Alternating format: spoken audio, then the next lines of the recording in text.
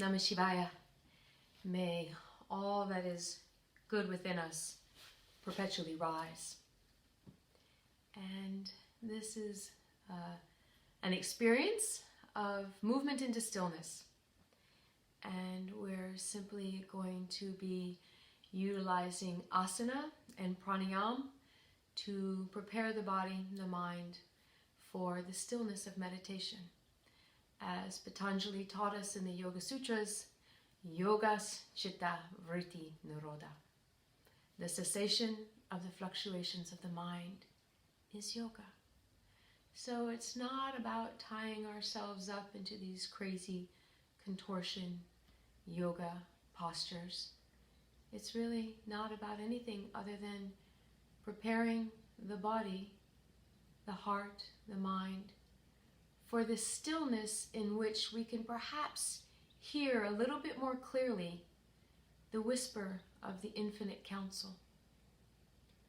So that being perhaps very beneficial in these times, so that we can move beyond ourselves to something perhaps a little bit greater, a little bit more eternal, and receive guidance from that source. And so this is why we practice this morning. Feel your way into a comfortable seated posture, and that could be in a chair, it could be on a zafu, on a meditation cushion, it could be on a bolster. Whatever you have in your home, cultivate a comfortable seat for yourself, and then close the eyes and begin the journey inward. As we arrive at our own front door, perhaps the head bows with humility, and we take a moment to just feel the story of our bones, feel the climate of the heart, and to all that we bow with two palms pressing. And we begin our practice by invoking the sound of Om to kind of use that vibration to clear the etch-a-sketch of our being. And then we will go into the Hari Om chant. Hari Om is a traditional integral yoga chant. I think of it as the opportunity to summon something a little bit beyond ourselves, to arrive into the awareness that maybe, just maybe, there's something a little bit bigger than the experience that we're having. Maybe there's an infinite intelligence. That's my prayer, that we can access that supreme love source, that infinite intelligence. So whatever you feel is a little bit beyond you, a little bit greater than you, that's what we're reaching for when we do the Hari Om chant. And it could be a gorgeous great oak tree, right? And the strength and resiliency that that symbolizes for you. So beyond belief system and judgments and all of that, just move into that which feels comforting, nurturing, and supportive and inspirational to you. I like to use Rumi's reference, to the one to whom every that belongs. So, Hari Om is usually taught call and response, but we're going to do it together this morning. So we'll Om in 3 times, followed by a Hari Om together, and see if we can arrive a little bit closer to the eternal truth within by doing so. 2 palms press, head bows.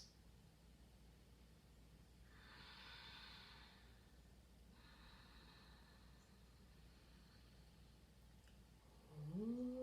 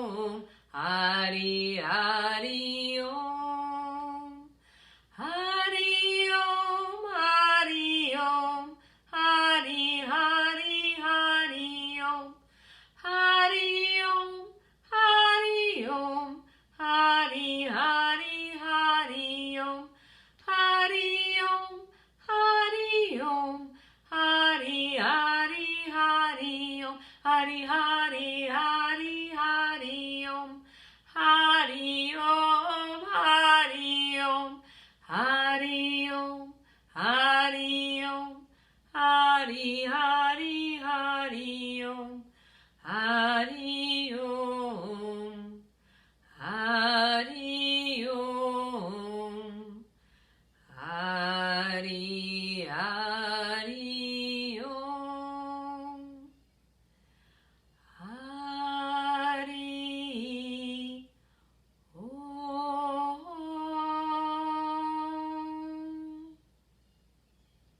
Om Tat Sat.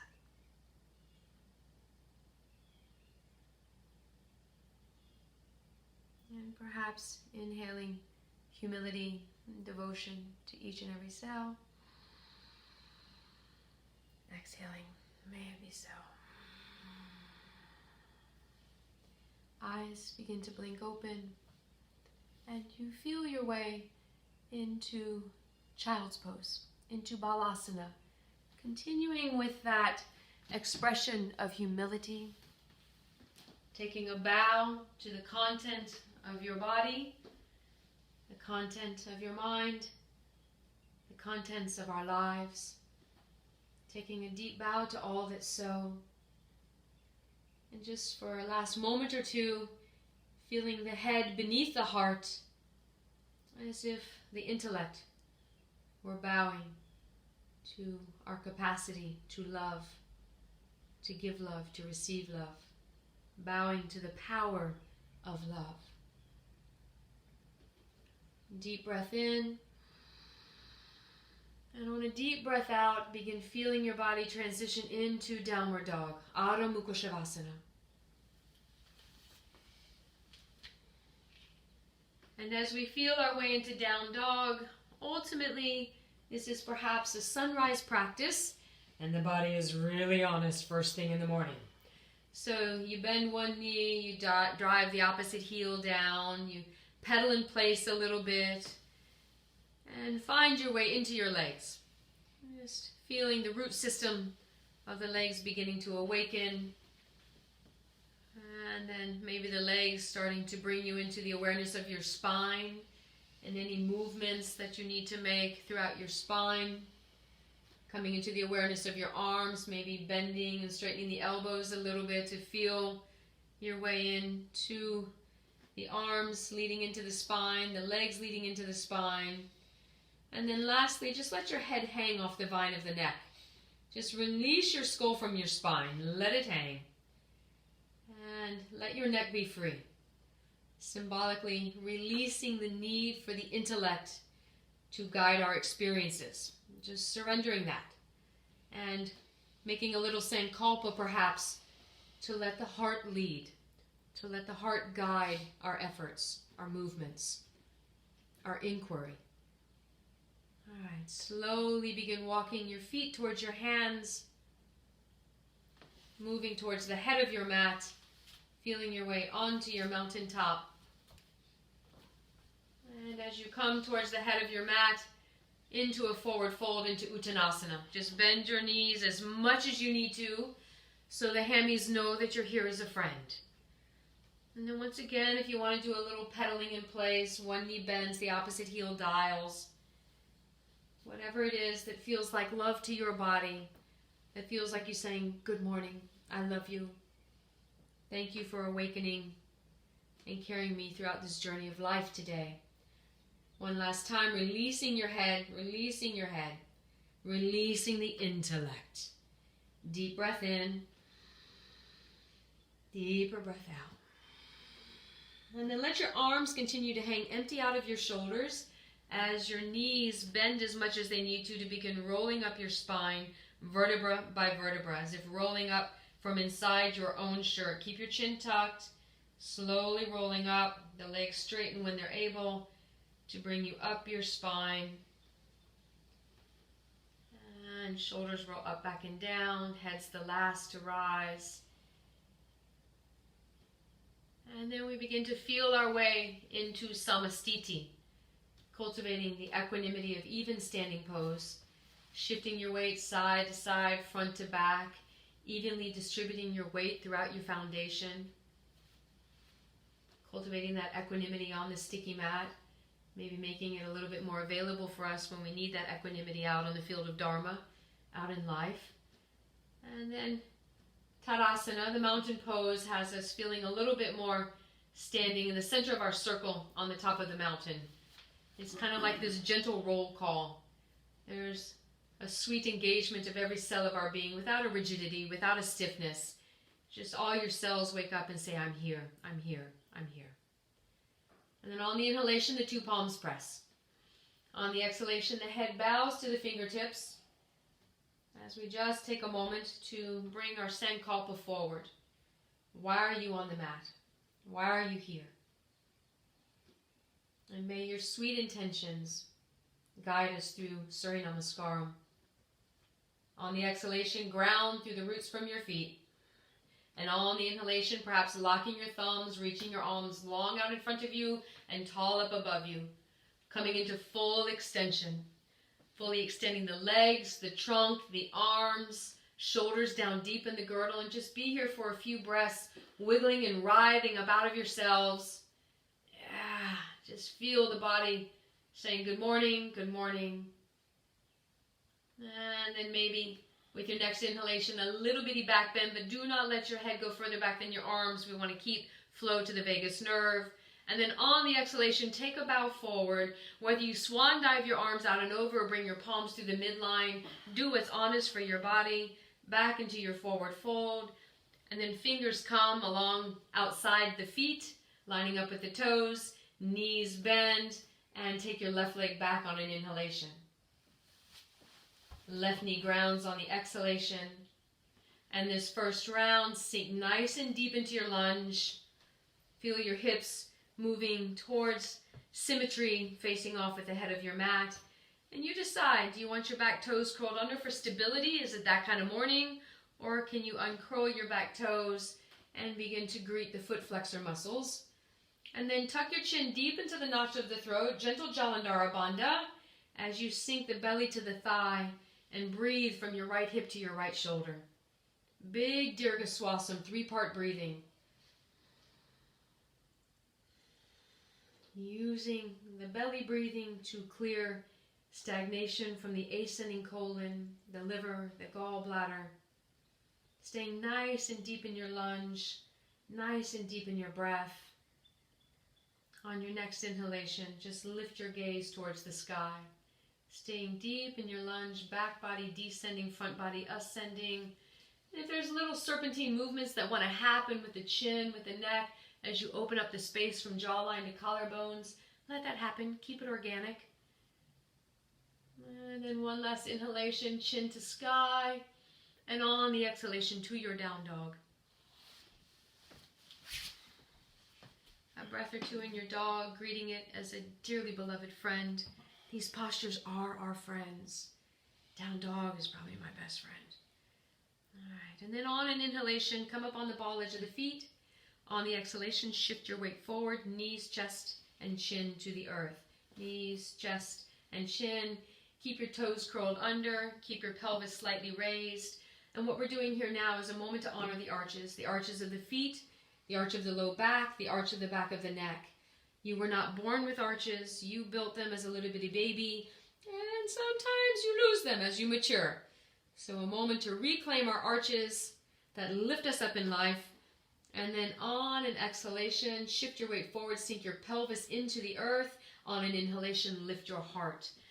Elbows gently tucking back and in behind you. Heart high, big belly breathing. Just use the point of contact with your belly and the earth to wash the gut clean.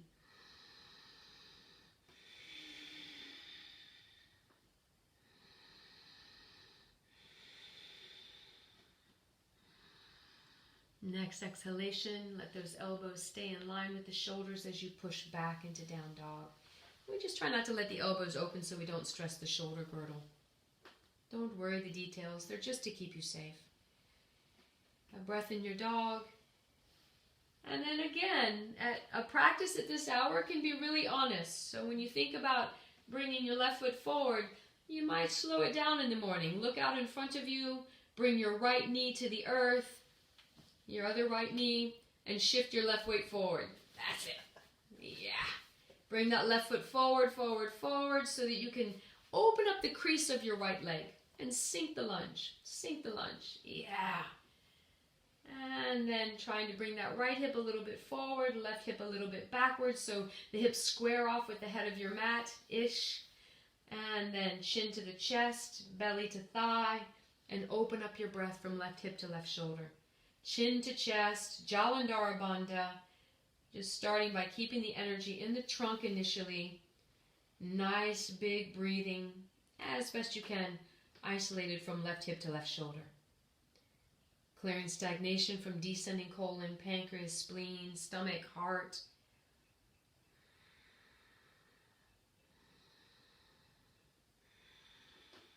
And then staying nice and deep in your lunge.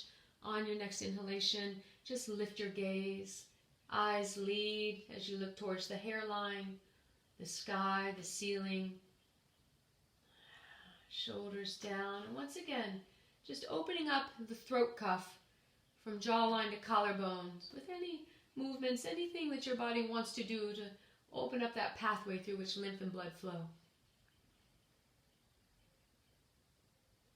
And then on your next exhalation, looking down at your left foot as you bring your right foot forward to join it. Back to the head of the mat in Uttanasana. Take a little inhalation, wiggle and rise, and on the exhalation, a nice deep forward fold. Maybe you grab hold of the backs of your calves. Whatever hand-arm position takes your shoulders away from your ears. Continuing to release the skull from the spine, release the intellect. And breathing deeply into the root system of your legs as the hamstrings may have something to say, or wherever you're feeling the shape. Last breath or two here. Just meeting and greeting the body's commentary and utilizing our breath to create space, to loosen the grip. All right. Arms back like wings. Activate the arches of your feet by pressing through the four corners of your feet, lifting and spreading your toes. And on an inhalation, coming up with a nice flat back. Knees bend as much as they need to for this to be so. Coming up, coming up, coming up. Arms circle up. At the top of the inhalation, full extension. And exhale, home to the heart, two palms press. Our gaze returns to our fingertips, back to our drishti, back to our sankalpa. Take a clearing breath. And on your next inhalation, locking your thumbs, reaching your branches long out in front of you and tall up above you. Full extension, little back bend perhaps, and exhale into your forward fold. Knees bend, fingers outside toes. Inhale, left leg back. Exhale, left knee grounds. Stay deep in your lunge, deep in your lunge. Inhale, simply look up. And as you look up, the sternum is rising, the shoulder blades are descending. And on the exhalation, take your right leg back to meet your left. Into your downward dog. A breath in your dog. Inhale, come up on the ball edge of the feet. Exhale, shift your weight forward, knees to the earth, chest to the earth, chin to the earth. Sink your pelvis, shift your weight forward, lift your heart. Inhale into your baby cobra.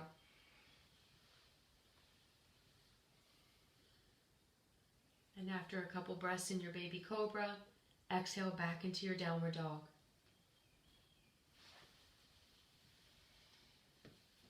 And take a breath because you can.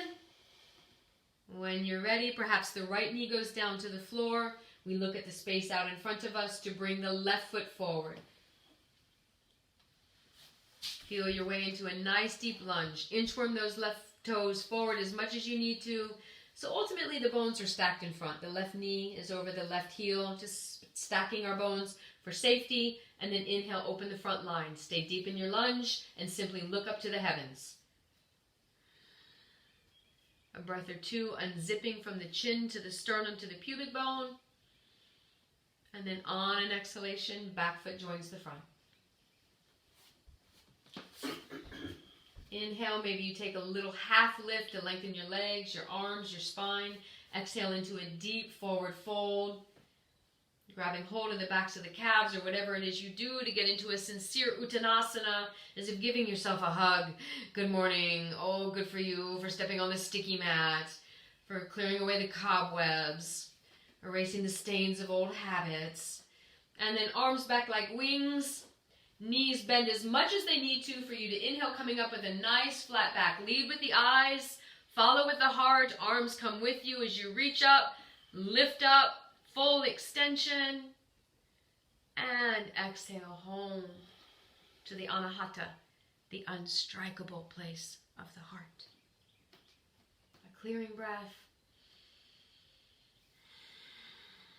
And one last round. Inhale, long and tall, full extension. Exhale, take a bow, opening the back line of the spine. Fingers outside toes, knees bend. Inhale, left leg back. Exhale, left knee grounds. Now you decide here as you lay your foundation, do you have the stability to hook your thumbs, bringing your arms alongside your ears and open up into flying monkey? Or do you need to do what we did in the second round and keep those hands down on the floor and just lead with your gaze and your heart? Inhale, open up, whatever it is, with or without arms, opening all the way up to the heavens. On the exhalation, stay here, sink your lunge. Inhale, lift the heart. Exhale, sink the lunge. If it's all right with your neck, lift your gaze. Come into full extension. You can use the eyes to anchor into the pose to feel a little bit more stable if you're in flying monkey. Last breath in flying monkey. Inhale. Exhale, lengthen to lower. All the way to your dog. Bottom of the exhalation finds you in down dog. Take a clearing breath in your dog. And on your next inhalation, left foot comes forward, however you get it there. Doesn't have to be pretty. Just needs to be honest. Exhale, sink into your foundation. Really purchase some real estate through the ball mountain of your left foot, maybe the very top of your right foot, or with the right toes curled under, with the arch of your right foot. Feel the honesty of it. Do you have permission from your body? Do you have the stability and the balance to open up into flying monkey as you come into full extension, or is it just lifting your gaze? Opening up into your full extension. Take your time. And if you get up there and your body says, on this side, I'm just not quite as balanced, I'm not quite as stable, then you come back down and do what we did the previous round. Try not to let your head go further back than your arms. Beautiful. Sink the lunge on an exhalation. Lift the heart and the gaze on an inhalation. With or without arms, exhale, ground.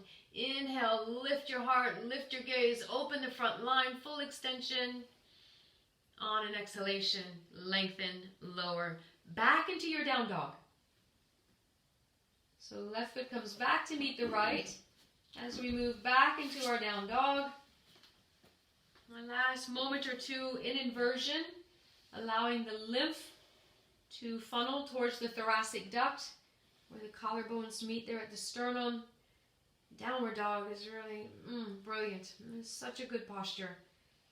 I encourage you to cultivate a very intimate relationship with this dear, dear friend. And then come up on the ball edge of the feet, take the knees down to the earth, and push back into the pose of a child. Coming out of our asana practice the way we came in. And find what's honest and kind with your neck. If you want to rest your forehead on the earth, you do. Otherwise, you stack your hands, rest your forehead on the back of stacked hands, or stack your potatoes and rest your forehead on stacked taters. And just once again, allowing the head to get lower than the heart, coming back to that humility, coming back to that deep bow, thanking our body for its ability to explore Surya Namaskaram, utilizing asana to perhaps quiet some of the physical commentary, making us a little bit more prepared for the silence of meditation. And then as you feel your body finding equanimity, homeostasis, when the mud settles, Sliding your hands up underneath your shoulders, chin into the chest as you slowly roll up vertebra by vertebra, bone by bone. And take a moment at the top, perhaps with the eyes closed, just to arrive and to feel your body now and to feel what the asana practice has brought you. And then perhaps to feel how the body is presenting right now. What is the best shape for you to take for your pranayama practice? And then begin moving in that direction. As you prepare for your pranayama practice, you may find that your body is most comfortable in a chair. Once again, on a zafu or a bolster, perhaps with your back to the wall. What is the honesty of this moment? How can you have your body best supported so that it is as quiet as possible? Do that. And then once you've found your seat, close your eyes and turn your awareness in the direction of your breath. And just take a moment to put your fingers on the pulse of the breath, so to speak, to feel the climate of the breath, to feel the texture of the breath, to feel the honesty of your pranic body, your pranic sheath, so that right effort is there during our breath work.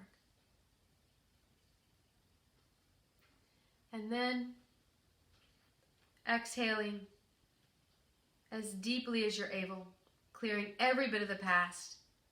And on the inhalation, filling your belly, your low chest, your upper chest, and slowly begin to bring Dirga Swasam to life. And be a gentle midwife for the birth of your breath. So don't hurry the full expression of Dirga Swasam. Just let it happen.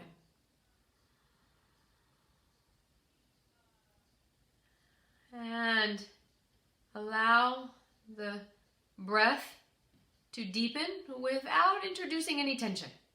So stay soft in your face, soft in your jaw, soft in your eyes, and just allow Dirga Swasam to swell within you, filling from bottom to top and emptying from top to bottom.